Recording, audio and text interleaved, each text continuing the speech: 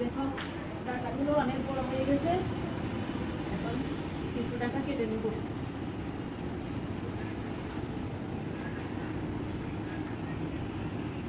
এখানে একটা কুমড়োর ডাঁটা হয়েছে, কুমড়োর শাকটা আরেকদিন খাবো।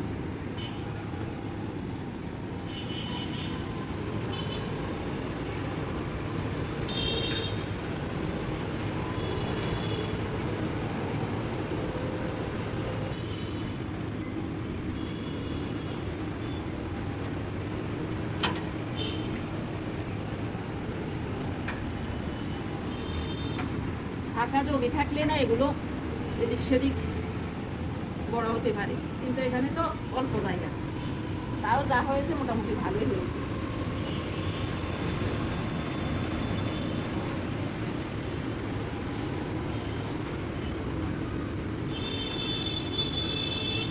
তোমরা যদি পাশে না থাকো তাহলে আমি কিভাবে আগাবো বলো? তোমরা ভিডিও দেখবে। ছিঁড়ে নিয়েছি, দেখো কতগুলো পাতা হয়েছে। এক এক পাতা দেখো কত বড়। যদি এটা জমিতে হতো না তাহলে আরো অনেক বড় বড় পাতা হতো। তারপরেও যা হয়েছে বারান্দায় ভালোই হয়েছে। এখন ডাঁটাগুলো কেটে নেব। আর ডাঁটা রান্না করবো আজকে। একটা ইলিশ মাছ নিয়েছি, ইলিশ মাছ দিয়ে ডাঁটা রান্না করবো। এখানে একটা কাঁকড়া আর কয়েকটা চিংড়ি মাছ নিয়েছি, এগুলো দিয়ে শাক রান্না করব। এখন আমি সবগুলো কেটে কুটে রেডি করে নিই।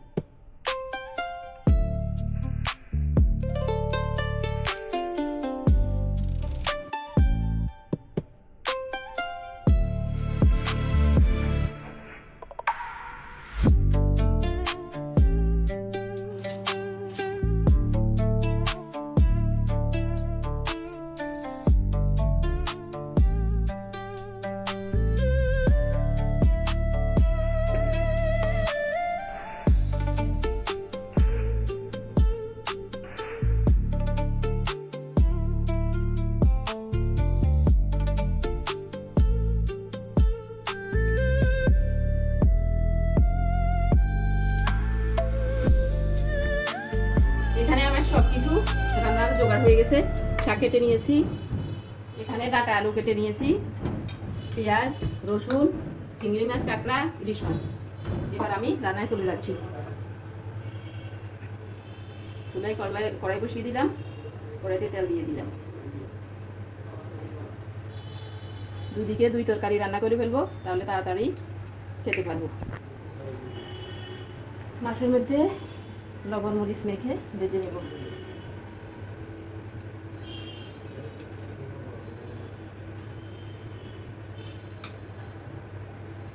হলুদ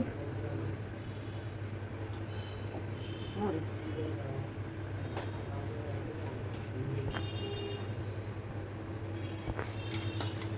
দেখো কাঁকড়া কি সুন্দর কুসুম হয়েছে। এই কুসুমগুলো তরকারিতে দিলে তরকারি এত মজা হয়।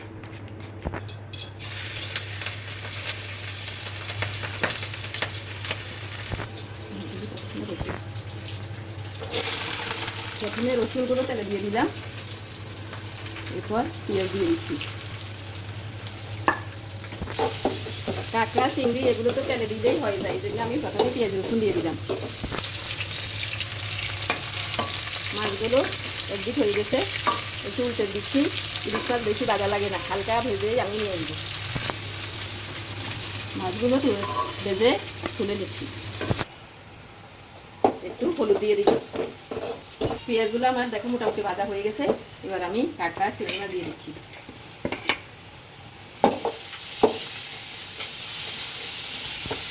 তোমরা কে এইভাবে কাঁকড়া চিংড়ি মাছ দিয়ে সরষে খেতে পছন্দ করো আমাকে জানাবো। এদিকে আমার ঢাকার জন্য তেল বসিয়েছি, তেল গরম হয়ে গেছে। দিয়ে দিচ্ছি মোটা মোটা করে কেটে রাখা পেঁয়াজ।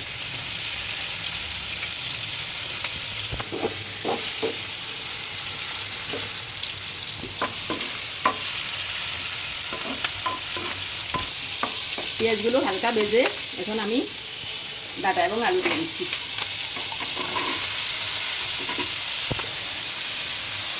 দিয়ে দিচ্ছি পরিমাণ মতো লবণ।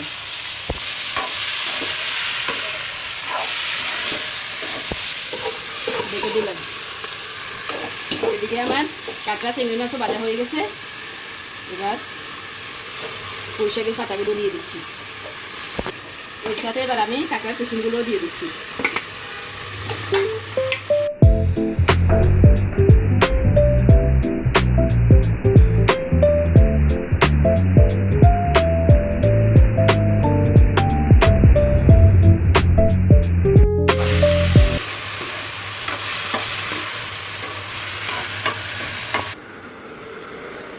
এই দেখো আমি হাঁটতে গিয়ে একটা শাক নিয়ে এসে, শাক না অবশ্য, এটা আর আমরা শাক খাই না, এটার আমরা ডাটাগুলো খাই। এই দেখো এইভাবে পাতা ছেড়ে আমরা ডাটাগুলো নিয়ে নেব। এই ডাটা থানকুনি পাতার মতো কুচো করে মাখা খেতে অনেক মজা, গরম ভাতের সাথে কিন্তু অনেক মজা লাগে। মানুষের মাছ মাংস অনেক কিছু পছন্দের থাকে, কিন্তু আমার মেয়ের এই একটা জিনিস খুবই পছন্দের। ও তো এরকম হেলেঞ্চার ডাটা রান্না করলে এই এক তরকারি দিয়ে খেয়ে ফেলে। আমরা আজকে এটা রান্না করবো না, এটা আমরা আজকে মাখা করে খাবো। শুকনো মরিচ, কাঁচা পেঁয়াজ, সর্ষের তেল দিয়ে মাখা করবো।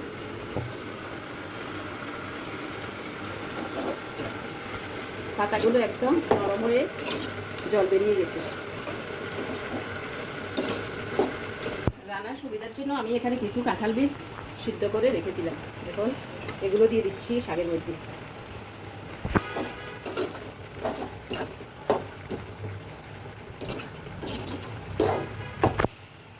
কালারের জন্য দিয়ে দিলাম একটু হলুদ। শাকটা একটু ঝোল ঝোল রান্না করবো, এর জন্য কাঁচা মরিচ তো দিয়েছি, একটু গুঁড়ো মরিচও দিয়ে দিচ্ছি। দিয়ে দিচ্ছি একটু আদা জিরার পেস্ট। প্রতিদিন তো শাক ভাজি খাই, আজকে একটু ঝোল খাবো।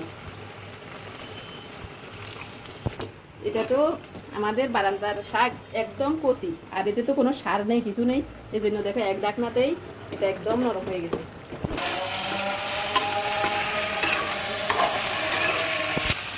দেখি আলুগুলো তো একদম নরম হয়ে গেছে। এখন আমি দিয়ে দিচ্ছি হলুদ, দিয়ে দিচ্ছি মরিচের গুঁড়া, আদা জিরার পেস্ট।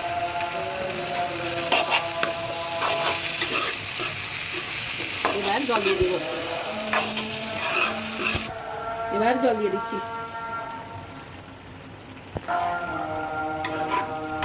আমার শাক রান্না হয়ে গেছে, ফুটানি দিয়ে দিলাম। এখন ঢেলে নিচ্ছি।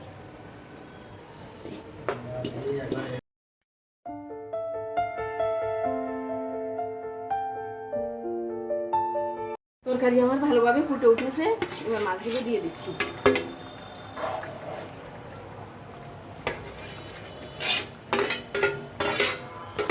কয়েকটা আলু এভাবে চেপে চেপে ভেঙে দিচ্ছি, তাহলে ঝোলটা ঘন হবে, দেখতেও সুন্দর হবে, আর খেতেও কিন্তু মজা হবে। কে কে এরকমভাবে আলু ভেঙে দাও? আমার মতো কি তোমাদেরও এরকম অভ্যাস আছে? আমার ডাঁটার তরকারিও হয়ে গেছে, এবার নামিয়ে নিচ্ছি।